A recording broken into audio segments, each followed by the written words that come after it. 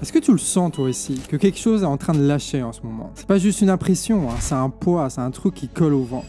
Tu regardes autour de toi et tout part en vrille. Les prix explosent, ton salaire ne suit pas. Et pendant ce temps-là, les usines ferment, les boîtes licencient en silence et les plans sociaux passent à peine à la télévision. Chaque jour, tu apprends qu'on est peut-être à 2 doigts d'une guerre mondiale. On a le sentiment d'être embourbé dans un monde où il n'y a plus d'espoir et plus de rêve. Mais vous savez quoi? On n'est pas les seuls. Et aux États-Unis aussi, c'est la même merde. Là-bas, on estime que les familles vont devoir sortir en moyenne 3 800 $ de plus par an à cause des nouvelles taxes sur les produits importés. Les familles états-uniennes payent la guerre commerciale de Trump menée pour défendre la puissance de ces trusts qui l'ont fait élire. Début 2025, la douzaine d'œufs a atteint 4,95 $ aux États-Unis, un record. Et ça, c'est juste un symbole de tout qui s'envole, que ce soit la bouffe, l'essence, le loyer ou la santé. Et donc forcément, ça finit par péter. Début avril, des mobilisations massives ont éclaté dans des centaines de villes aux États-Unis. Par exemple, à Boston, près de 100 000 personnes ont envahi les rues avec le mouvement Hands Off, ce qui veut dire les pattes. Ces manifestations, bien que dirigées contre Trump et son administration, reflètent une colère bien plus profonde, même si aujourd'hui elles sont dirigées par des élus du Parti démocrate. Quand l'ordre économique vacille, forcément la colère sociale gronde et les puissants se crispent. Et ça, généralement, ça veut dire 2 choses. 1. Plus de flics et 2. Plus de morale. Parce que c'est pas juste une matraque dans la gueule qui maintient un système injuste debout. C'est aussi un discours et un ordre moral. Et pour construire son nouvel ordre mondial, Trump il a trouvé l'ennemi idéal, c'est les personnes trans.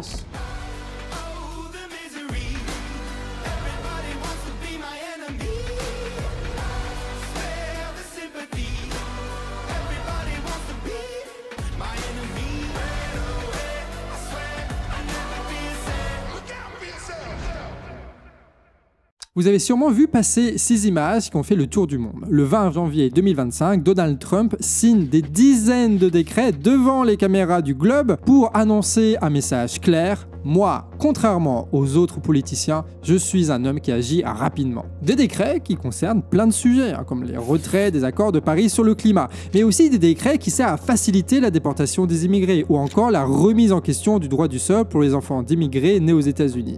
Et parmi cette dizaine de décrets, il y en a un qui prétend défendre les femmes contre l'extrémisme d'une idéologie du genre et restaurer la vérité biologique au sein du gouvernement fédéral. Ce décret stipule la fin de ce que les conservateurs appellent l'idéologie du genre. Et cette idéologie, elle aurait pour but d'effacer la catégorisation d'hommes et de femmes en niant leur caractère biologique inné. This week, I will also end the government policy of trying to socially engineer race and gender into every aspect of public and private life. It will henceforth be the official policy of the United States government that there are only 2 genders, male and female. Trump inscrit alors que la catégorisation homme-femme sont des réalités biologiques définies à la conception et qu'elles ne peuvent pas être contestées ni changées. Du coup, il ordonne aux administrations de ne plus employer la notion de genre sur les documents officiels, mais que celles-ci doivent être obligatoirement remplacées par le sexe biologique défini à la naissance. D'ailleurs, t'as peut-être vu passer ce sujet au travers du témoignage de la mannequin transgenre Hunter Schafer, qui a eu la surprise, en recevant son nouveau passeport, de voir que la catégorie sexe était marquée par le M de mâle, la catégorisant légalement donc comme un homme. I'm never gonna stop being trans.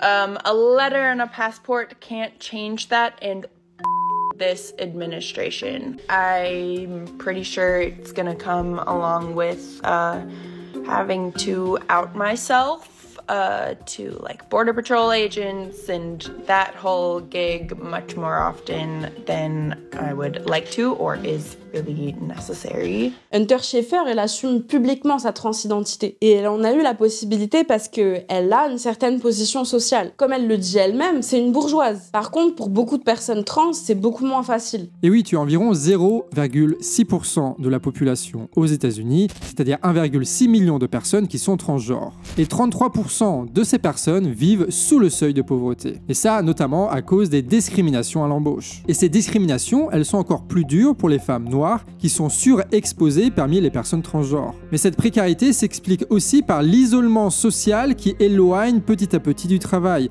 Et cet isolement social naît du non-soutien des proches et de la famille. Donc le fait d'interdire aux personnes transgenres de pouvoir changer de sexe sur leur carte d'identité, ça les expose aux discriminations à l'embauche et ça les maintient dans la précarité de ce qui contribue à les marginaliser et donc de les tenir éloignés de l'emploi. Bref, c'est un cercle sans fin. Et en fait, en dehors même de la question de la précarité, c'est l'obligation systématique de révéler sa transidentité le problème. Une angoisse bien réelle pour beaucoup de personnes dans cette communauté, dont finalement on dénie le droit à la vie privée, en plus d'essentialiser leur identité sur le seul fait d'être trans. Et ça, c'est une mesure volontairement déshumanisante et humiliante. Après, la question c'est pourquoi? Quel intérêt Trump a-t-il à faire des politiques anti-transgenres? Je veux dire, au début du début, Trump, il semblait pas en avoir grand-chose à faire des personnes transgenres. Regardez, c'est lui-là, en 2016, qui brandissait un drapeau avec marqué LGBT for Trump, affirmant même qu'il est le bon ami des LGBT. LGBT, ça veut dire lesbienne, gay, bisexuel et trans. En 2012, alors qu'il est le propriétaire du concours de Miss USA, Trump salue la prise de position d'Olivia Culpo, la Miss de cette année, qui apporte son soutien à une compétitrice transgenre de 23 ans, attaquée sur sa légitimité à participer à un concours de beauté canadien. Et pourtant, aujourd'hui, Trump parle de virus woke, il signe des décrets pour interdire aux personnes trans de servir dans l'armée, empêche les remboursements de médicaments liés aux transitions de genre, il oblige aussi les femmes trans à être incarcérées dans des prisons avec des hommes, et devinez quoi? En prison, elles sont placées dans des cellules des prisonniers les plus violents. Elles sont frappées et violées dans le seul et unique but que les gardiens et d'autres prisonniers aient la paix sociale. Une étude de 2021 concernant les femmes transgenres emprisonnées en Californie révèle que 69% de ces femmes ont été contraintes de réaliser un acte sexuel non consenti, 58% ont subi des agressions sexuelles violentes et enfin 88% ont été forcées de participer à des relations de type mariage avec leurs co-détenus qui se font appeler leur mari. Et ces pratiques absolument ignobles, t'en as probablement déjà entendu parler concernant le viol de mecs gays dans des séries par exemple. Donc en gros la question c'est comment on en est arrivé là? Comment on est passé d'un Trump qui se déclarait être un bon ami des LGBT à lui qui met en place des dizaines de décrets contre les individus transgenres? Et ben pour comprendre, va falloir regarder du côté de ceux qui le financent. T'as cru que Trump c'est un électron libre, un mec tout seul comme ça contre le système? Que dalle en fait! Derrière lui, t'as une armée de groupes conservateurs, de milliardaires, de lobbies religieux, de patrons surarmés en cash, qui financent ses campagnes, ses think tanks, ses médias, ses relais sur les réseaux. Et ce qu'ils font, c'est pas de la charité, c'est un investissement. Ils filent du fric à Trump parce qu'il sert leurs intérêts. Et ces personnes, ils ont des noms, ils ont des adresses, comme dirait le vieux. Charles Koch, qui est le propriétaire de Koch Industries, la deuxième plus grande entreprise privée des États-Unis, avec un chiffre annuel dépassant les 100 milliards de dollars. Les frères Koch, ils ont injecté des millions via des entités comme Donors Trust pour financer les causes conservatrices et les campagnes visant à déréglementer les industries. Rich DeVos, cofondateur d'Amway, a utilisé sa fortune pour soutenir les initiatives pro-privatisation de l'éducation et antisyndicale. Robert Mercer, un ancien co-PDG de Renaissance Technologies, un fonds de spéculation de renom spécialisé dans le trading algorithmique, il a investi des millions dans des plateformes et des entreprises de data mining utilisées pour influencer les élections en faveur des candidats conservateurs. Enfin, l'Alliance Defending Freedom, un groupe juridique conservateur chrétien, financé par des entités comme Donors Capital Funds et Donors Trust, qui font des liens avec les frères Koch. L'ADF est connu pour son opposition aux droits des LGBT et des lois anti-discrimination. Et t'as vu tout ce petit monde-là qui soutient Trump? Ils le soutiennent pas parce qu'il est charismatique ou parce qu'il est populaire ou je sais pas quoi, non, mais parce que c'est un investissement qui va leur permettre de gagner encore plus d'argent. Comment? Parce qu'il va casser les syndicats, parce qu'il va détruire les protections sociales, parce qu'il va censurer les écoles et les bibliothèques, parce qu'il va diviser la population et empêcher toute lutte collective, parce qu'il va balancer un ordre moral rétrograde pour occuper la population à des questions morales plutôt qu'à des questions sociales. En fait, Trump, pour eux, c'est un outil de guerre idéologique. Il permet de rendre audibles les projets en faveur des plus riches. Il fait le sale boulot, en somme. Relayé par les médias comme Fox News, Le New Yorker ou Twitter, qui se chargent de faire là la propagande auprès du peuple, donnant à Trump la figure du retour de l'ordre pendant que ses soutiens financiers, eux, accumulent sans limite. Et c'est gagnant-gagnant. Trump a besoin de leur fric pour peser, et eux, ils ont besoin de Trump pour imposer leur monde. Un monde où tu n'as plus le droit droit juridique de manifester, d'avorter ou de lire ce que tu veux, mais où tu as le devoir de travailler jusqu'à crever sans retraite et où il faut payer ton insuline 1000 balles. En clair, ils veulent un monde où le marché est libre, mais les gens, eux, ils sont tenus en laisse. Et aujourd'hui, Trump, pour eux, c'est le meilleur outil pour ça. Et pour unifier la nation, il faut un ennemi. Et cet ennemi, ça va être l'impérialisme chinois qui partage le monde avec les États-Unis. Mais la Chine, c'est à plus de 10 000 km des États-Unis, c'est pas palpable. Il faut quelque chose qui apparaît plus concrètement dans le quotidien des gens, qui peuvent croiser dans la rue, dans les supermarchés, à la salle de sport. En bref, ce que je suis en train de dire, c'est qu'il faut des ennemis de l'intérieur. Et s'ils sont marginaux et précaires, c'est-à-dire sans capacité de se défendre, c'est encore mieux. Et dans ce domaine, les immigrés et les trans, c'est des bons candidats. Ainsi, on divise la population en deux. D'un côté, les 99% des gens qui ne se reconnaissent pas personnellement dans la transidentité, et de l'autre, les 1% qui sont utilisés comme bouc émissaire. Trans people are less than 1% of the population, and trans people are not the reason you can't afford eggs. We're not the reason that you can't afford healthcare. We're not the reason that you can't buy a house or your rent's too high. Yeah. I think they're focused on the wrong 1%. Ooh. I think the other 1% is the reason for all those things.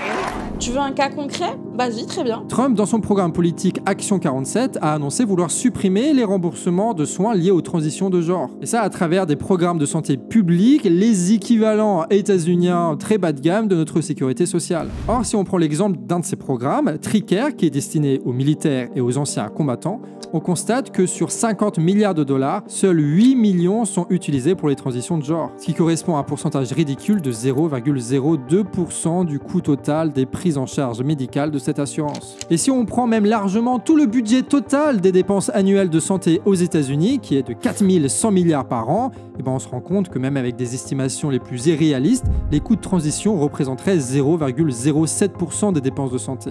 Une fois Donald Trump élu et Elon Musk nommé à son gouvernement, ce dernier a annoncé vouloir réduire de 500 milliards de dollars les budgets d'aide de sécurité sociale aux États-Unis. Et donc vous voyez bien qu'on est très loin du montant des soins pour les personnes transgenres. D'autant plus que l'annonce des 500 milliards reste assez floue et plus proche du coût de communication. Ajoutons à ça les demandes officielles de coupe budgétaire de la santé déposées en avril 2025 qui seraient de l'ordre de 40 milliards. En premier lieu, ces coupes toucheront les personnes les plus précarisées, celles qui dépendent le plus du budget de l'État pour avoir accès aux soins. La couverture sociale aux États-Unis, c'était déjà une catastrophe, mais là, ils sont en train de détruire les derniers filets de sécurité de millions d'États-Uniens. Par exemple, avec des gens qui ont chopé un cancer à 40 ans à cause de l'alimentation ou du milieu de vie, des gens qui ont subi un accident du travail et qui doivent prendre des traitements à vie, ou alors des programmes de réinsertion pour celles et ceux qui ont été mis aux marges de la société, ou alors ceux qui sont tombés dans une grave dépression, ou alors ceux qui sont en désintox. Et donc on utilise le fameux scandale des transitions de genre remboursées par la sécurité sociale pour faire passer la pilule et mettre en place ce genre de réforme. Mais dire que ça, c'est s'arrêter à 50% du raisonnement. Rappelez-vous ce qu'on a dit tout à l'heure. Il y a un intérêt spécifique au rejet de la transidentité de la part des ultra-riches. Et il y a un intérêt à vous faire adhérer aux mesures qui réduisent les droits des personnes transgenres. Et cet intérêt spécifique, il peut se résumer en deux mots-clés. Ordre et norme. La norme, c'est celle de la binarité homme-femme. Les hommes et les femmes sont alors définis que par un prisme strictement biologique, celui du sexe de naissance et tout l'imaginaire biologisant et essentialisant qu'il y a derrière. Du genre, les hommes seraient par nature faits pour les métiers physiques, ils devraient tout encaisser dans leur gueule sans rien dire, et ils devraient subvenir aux besoins de leur famille, principalement par l'argent. Cette pensée revient énormément à la mode ces derniers temps sur certains aspects des réseaux sociaux avec l'explosion des coachs de vie, des trucs comme ça. A l'inverse, les femmes seraient faites pour les métiers du soin, quand d'autres devraient s'occuper de la maison à travers les tâches ménagères et l'éducation des gamins. Et cette répartition genrée, on la connaît tous, c'est ce qu'on appelle très souvent le patriarcat. Une organisation politique, sociale, économique qui est basée sur l'autorité masculine, le patriarche, le chef de famille. Et pour beaucoup d'États-Uniens, c'est associé à une époque de prospérité économique, et c'est précisément cette nostalgie que vont exploiter les milliardaires. Parce qu'il y a un truc très concret qui inquiète ces ultra-riches et qui va en plus dans le sens d'un retour aux valeurs traditionnelles. Le taux de natalité. Aux États-Unis, ce taux a dégringolé, passant quasiment de 4 enfants par femme dans les années 60 à 1,66 en 2022. Résultat, sur le long terme, un non-renouvellement de la population est possible. C'est exactement ce qui se passe en Corée du Sud ou encore au Japon, et la conséquence, c'est un enlisement de la production par faute de main-d'œuvre et par le fait de devoir entretenir trop de personnes à la retraite. Et la production, t'as vu, les grands groupes, ils veulent justement la relancer, parce qu'ils sont pris dans une course à l'expansion qui se heurte aujourd'hui à la guerre commerciale. Donc le grand patronat se replie sur le marché national et c'est pour ça qu'il faut créer des usines et inonder le marché de produits pour relancer un nouveau cycle de production. Ce cycle a besoin de travailleurs qui iront dépenser leur salaire pour relancer un nouveau cycle, cette fois de consommation. Et là, la boucle sera bouclée. Et pour bien comprendre ça, vous pouvez aller regarder les premiers épisodes de notre série Capitalisme qui expliquent précisément ce phénomène. Et s'il y a un peu trop de monde, ça fait toujours plus de soldats pour étendre l'impérialisme états-unien de plus en plus remis en question par des puissances concurrentes comme l'impérialisme chinois. Pour parvenir à leur fin, tu as donc une partie de la bourgeoisie qui veulent un retour en partie des femmes au foyer, qui seront elles-mêmes des usines génératrices de main-d'œuvre, avec 3, 4, 5, 6 ou même 11 enfants à élever, comme c'est le cas pour le milliardaire Elon Musk. Cette bourgeoisie a besoin que l'homosexualité soit à nouveau psychiatrisée pour que l'hétérosexualité soit le seul modèle de couple acceptable. Tout comme certains qui veulent intensifier la hiérarchie raciale dans une société pour réduire les salaires. Et enfin, ils pensent que la transidentité doit de nouveau être considérée comme une abomination, qui doit elle aussi être psychiatrisée, car elle remet en cause l'ordre social. Donc ce projet, qui est nataliste, normatif et discriminant, il est bien plus rodé qu'on le pense. Mais les milliardaires états-uniens, c'est pas les premiers à imposer cet ordre social. En temps de crise, les grands industriels ont toujours cherché à se replier sur leur marché national. Et pour ce faire, ils ont toujours imposé l'ordre social patriarcal aux prolétaires. Par exemple, dans les années 30, la bourgeoisie industrielle allemande cherchait à se relancer et à trouver un représentant en la personne d'Adolf Hitler. Et le 6 mai 1933, alors que Hitler est au pouvoir depuis seulement quelques mois, tu as les sections d'assaut qui ont envahi un institut, celui de Magnus Hirschfeld, connu comme pionnier dans la recherche sur la sexualité et les identités de genre. Les SA ont pris tous les livres et les études sur le sujet et ils les ont mis dans le feu devant l'opéra de Berlin, les fameux autodafés nazis. Avec cette photo là que vous voyez où tu as des nazis qui crament des bouquins, et ben c'est ça, on nous a jamais expliqué d'où ça venait, mais en fait ce sont des livres brûlés qui concernaient les recherches sur l'homosexualité et la transidentité. Allez, retour aux États-Unis, le 29 janvier 2025, on a une série de mesures qui sont appelées l'abrogation woke, qui supprime tout financement aux chercheurs qui utiliseraient dans leurs études l'un des 120 mots jugés trop woke. Et on y retrouve transgenre, noir, personne couleur, marginalisé, climat ou encore femme. La censure de Trump vise donc celles et ceux dont l'existence même représente une aberration pour le système, pour son système. Mais cette censure, elle vise aussi celles et ceux qui luttent contre cet ordre social. Par exemple, l'exclusion du terme de climat renvoie aux militants pour le climat qui vont à l'encontre du programme économique productiviste de Trump. Le wokisme pour Trump, c'est tout simplement tous les mouvements qui ne vont pas dans le sens de son ordre économique. En Occident, on avait une bourgeoisie libérale qui bascule de plus en plus vers le conservatisme. Ils changent d'idéologie comme de slip, parce qu'en fait, ils défendent pas des idées, ils défendent un système, ils défendent leurs intérêts. Par exemple, en Grande-Bretagne, le 16 avril 2025, la Cour suprême a estimé qu'une femme ne se définissait qu'au travers de son sexe biologique, en somme réduite à sa capacité d'enfanter, avec pour conséquence directe l'impossibilité pour les femmes trans d'avoir un accès réservé aux femmes comme les toilettes, les salles de sport ou encore les centres d'hébergement. Et à terme, un affaiblissement potentiel de la loi britannique qui permettait aux femmes trans d'être reconnues comme des femmes dans la société. Ce combat devant la Cour suprême a été mené par Women for Scotland, un groupe d'activistes qui lutte principalement contre le droit des personnes trans. Ce groupe est financé à hauteur de 70 000 pounds par J.K. Rowling, l'autrice d'Harry Potter, qui s'est illustrée ces dernières années dans cette lutte. Elle vient par ailleurs de lancer sa propre organisation qui vise à financer des personnes ou des projets qui se battent contre l'idéologie du genre. Mais évidemment, ce serait une erreur de penser que la décision de la Cour suprême britannique, elle repose que sur les choix de financement d'une autrice millionnaire de livres pour enfants. Non, c'est un climat global de société. Avec le cas du Parti travailliste actuellement au pouvoir en Grande-Bretagne, l'équivalent du Parti socialiste, qui a interdit en décembre 2024 l'utilisation des bloqueurs de puberté aux mineurs transgenres. Les bloqueurs de puberté, comme leur nom l'indique, servent à mettre en pause la puberté d'un adolescent transgenre pour que celui-ci puisse choisir une fois adulte s'il souhaite toujours ou non transitionner, sans avoir eu à subir les conséquences de la dite puberté sur son physique en fait. Non seulement c'est réversible, mais c'est aussi utilisé par des enfants à la puberté précoce ou pour les femmes atteintes d'endométriose. En fait, chez nous aussi, le projet nataliste des industriels, il fait son chemin. Et je parle là d'une forme de tabou du siècle. Mais les mœurs se changent, on fait des enfants de plus en plus tard, l'infertilité masculine comme féminine a beaucoup progressé ces dernières années. Un grand plan de lutte contre ce fléau sera engagé pour permettre justement ce réarmement démographique.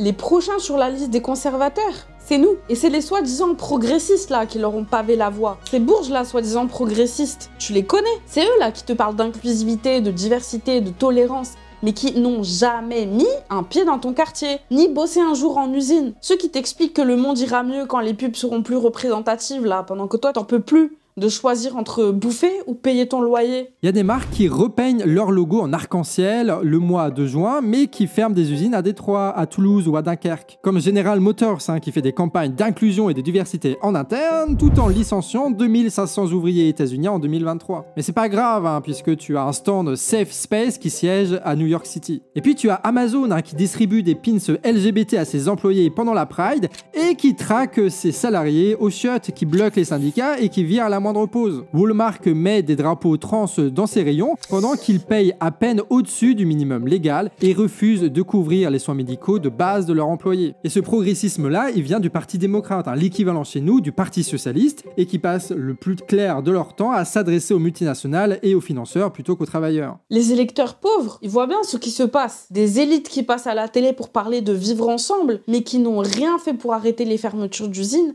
la cache du peu de services publics qu'il y a aux States ou les inégalités scolaires. Obama a sauvé les banques, mais pas les travailleurs. Biden a promis le salaire minimum à $15, puis il a enterré la réforme. Et pendant ce temps, tu as des centaines de villes aux États-Unis où l'eau est polluée, où les écoles sont délabrées et où les loyers sont impossibles à payer. Alors Trump, lui là, il se frotte les mains. Il regarde ses élus démocrates en costume qui parlent d'inclusivité et il balance. Regardez-les, il parle des trans, des migrants, des minorités, mais jamais il parle de nous, les gens normaux. Et ça marche! Si tant est que gens normaux, ça veut dire quelque chose. Parce qu'en face, les élus républicains, ils répondent. Elles s'indignent des ploucs, se moquent des beaufs, parlent du camp du progrès contre le populisme, comme si défendre les travailleurs aujourd'hui c'était has-been. Résultat, les personnes trans deviennent des cibles. Elles deviennent des cibles pour ce qu'elles sont, ce qu'elles représentent. Et donc on les instrumentalise en conséquence dans une guerre symbolique. Les personnes trans, elles se retrouvent au cœur d'un conflit qui ne parle jamais des vraies galères. Logement, santé, précarité et violence. On parle pas de ça, non? Et à force d'être pris pour un con, toi tu préfères parfois ceux qui te parlent mal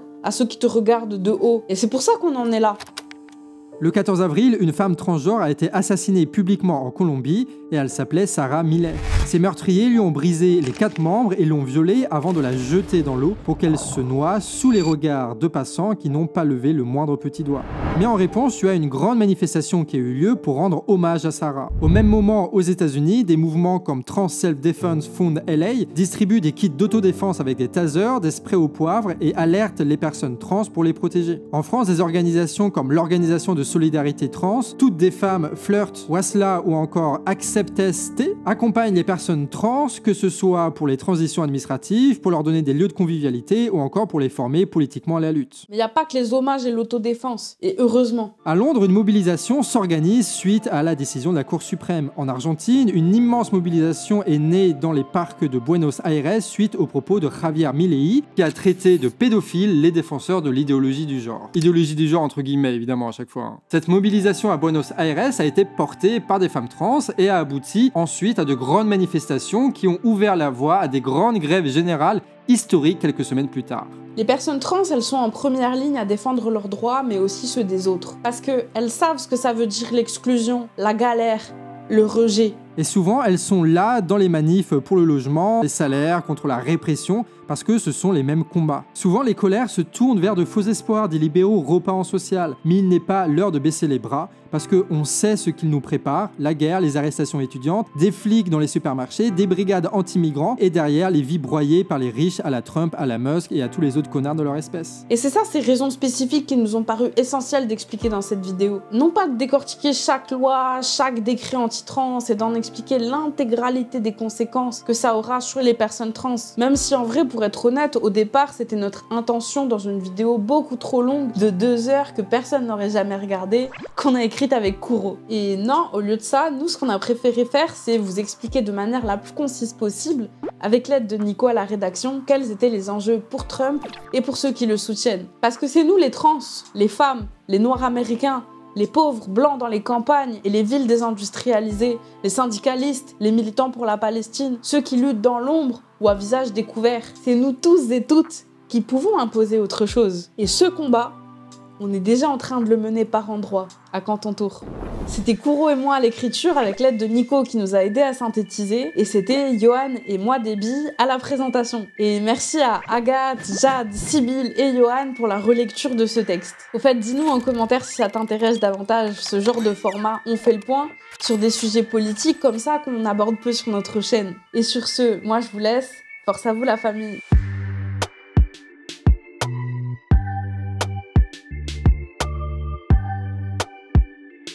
Quack.